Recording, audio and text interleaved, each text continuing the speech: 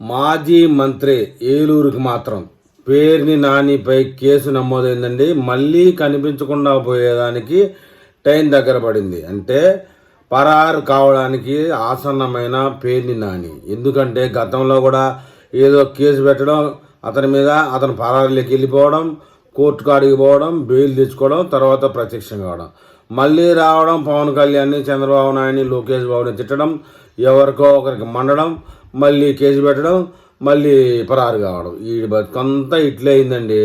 మాజీ మంత్రి పేరుని నేనుపై మళ్ళీ ఒకసారి కేసు నమోదైంది. పోలీసులను, ఈసారి రాజకీయ నాయకుల్ని కాదు, పోలీసులను కించపరిచే విధంగా మాట్లాడడం వల్ల విద్వేషాలు రెచ్చగొట్టే వ్యాఖ్యలు చేశారని టీడీపీ నేతలు ఫిర్యాదు చేశారండి. పేర్ని నానిపై పలు సెక్షన్ల కింద కేసు నమోదు చేసిన పోలీసులు మొత్తానికైతే పేర్ని నాని కనబడకుండా పోయే టైం అయింది. మళ్ళీ కోర్టుకు పోతాడు. కొంతకాలానికి ఈ కోర్టు కాకపోతే కింద కోర్టు కాకపోతే పై కోర్టు బెయిల్ మంజూరు చేస్తుంది ముందస్తుగా, మళ్ళీ ప్రత్యక్షం అవుతాడు.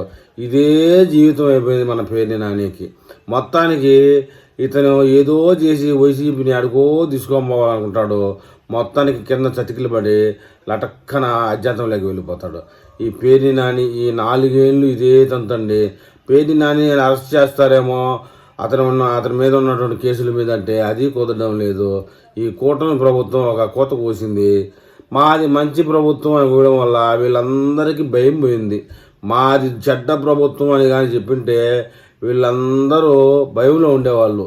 మరి ఈ విషయంలో మన ఏపీ ప్రజలు ఏమని కామెంట్ చేస్తారో చూద్దాం.